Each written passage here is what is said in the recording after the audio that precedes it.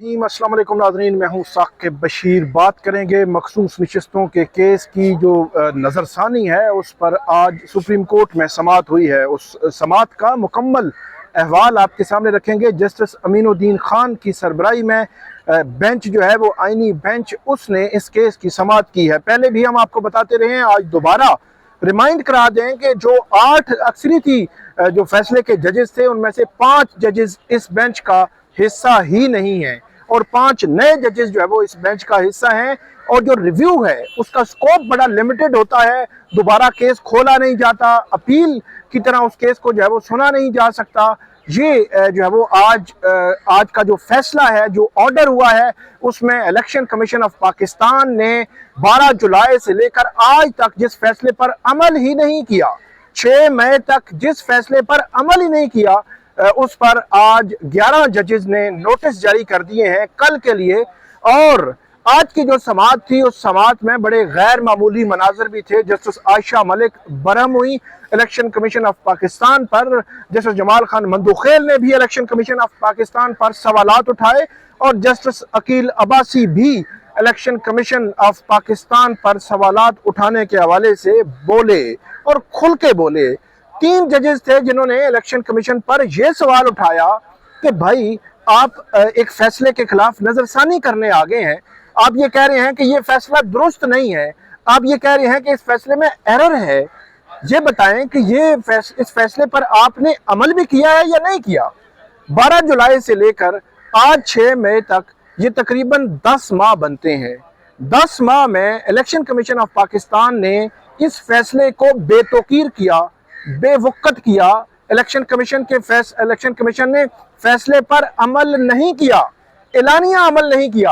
और आज की जो समाअत थी उस समाअत के दौरान तकरीबन जो है वो एक से सवा घंटे की जो समाअत थी, उस समाअत में 13 जजेस शामिल थे जस्टिस अमीनुद्दीन खान की सरबराही में।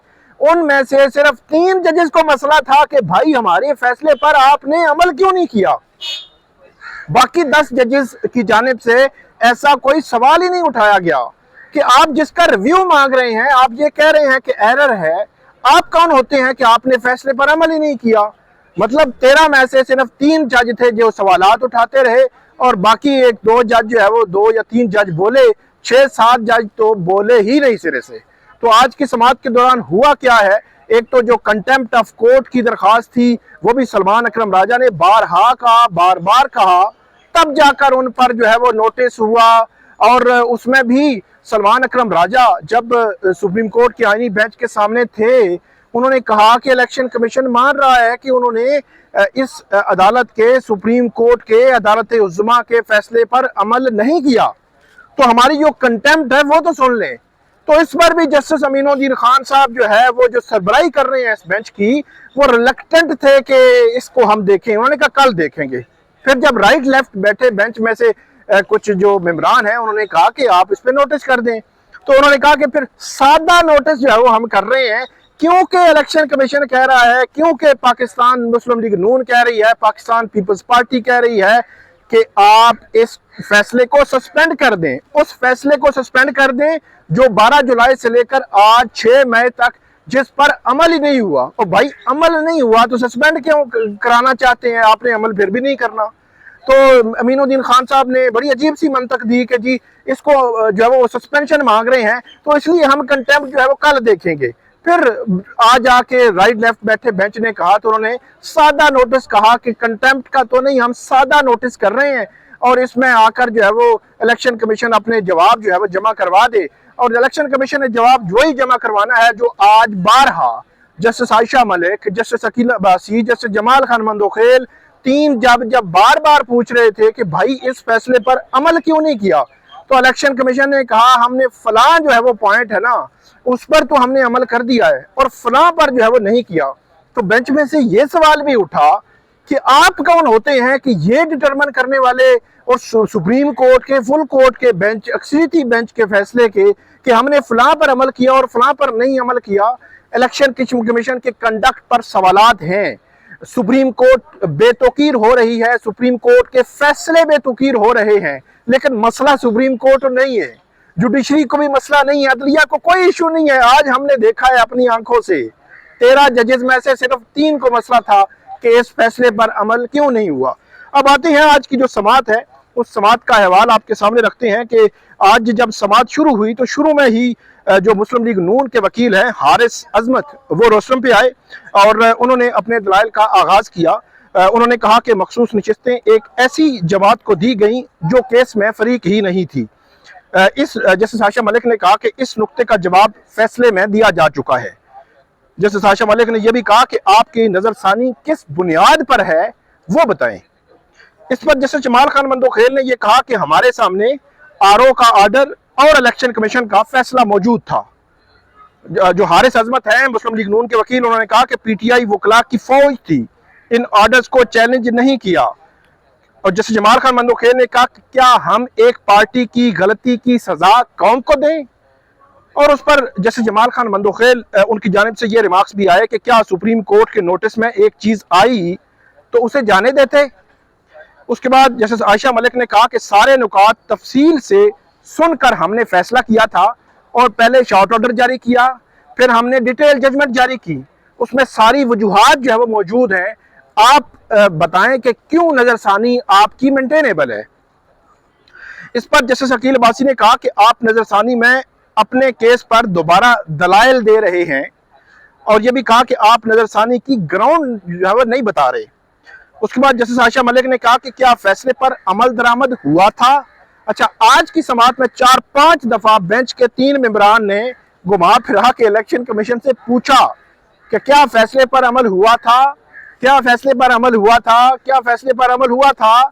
लेकिन जस्टिस अमीनुद्दीन खान जो इस बेंच की सरबराही कर रहे हैं, जो बेंच को सारा जो है वो उन्होंने रेगुलेट करना होता है, उनकी जानिब से ऐसा कोई सवाल सामने नहीं आया, क्योंकि उन्होंने जो अपना इख्तलाफी नोट लिखा था मखसूस नशिस्तों के केस में, उसमें उन्होंने सुप्रीम कोर्ट के इस मेजॉरिटी जजमेंट को अनकॉन्स्टिट्यूशनल लिखा और यह कहा कि जो इदारों पर अमल दरामद जरूरी नहीं है तो वो किस तरह पूछते। लेकिन बेंच में से बेशक मेजॉरिटी का फैसला हो, जो सुप्रीम कोर्ट का फैसला कहलाता है, जब फैसला सुप्रीम कोर्ट का कहलाए तो फिर सुप्रीम कोर्ट की तरह देखना चाहिए। उसकी एक वजह है कि कल जस्टिस अमीनुद्दीन खान का बेंच होगा, जस्टिस नईम अख्तर अफगान का बेंच होगा, जस्टिस आमिर फारूक का बेंच होगा, जस्टिस अली बाकर नजवी का बेंच होगा या किसी भी सुप्रीम कोर्ट के जज का बेंच होगा, वो एक फैसला दे और उस फैसले पर अमल ना हो तो फिर क्या होगा।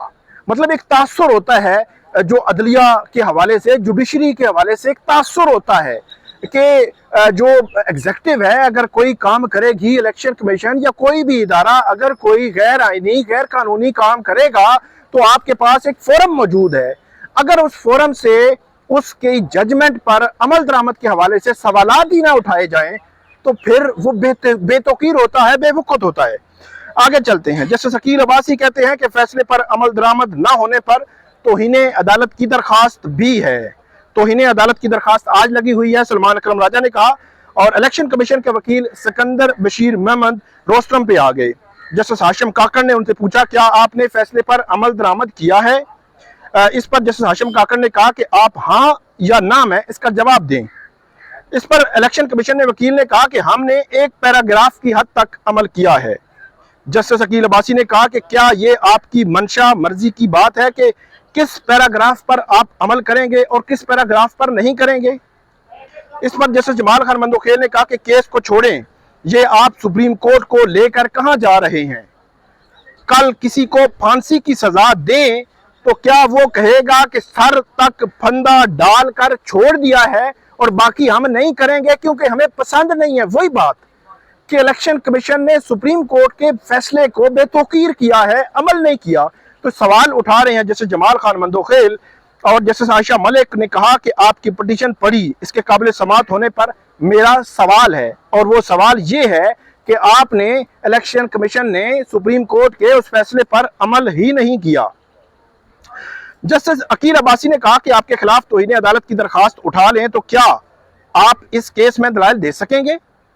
यहाँ पे अदालत की जानिब से यह भी कहा गया जस्टिस अकील अब्बासी की जानिब से कि आप बार बार एक सियासी जमात का नाम ले रहे हैं।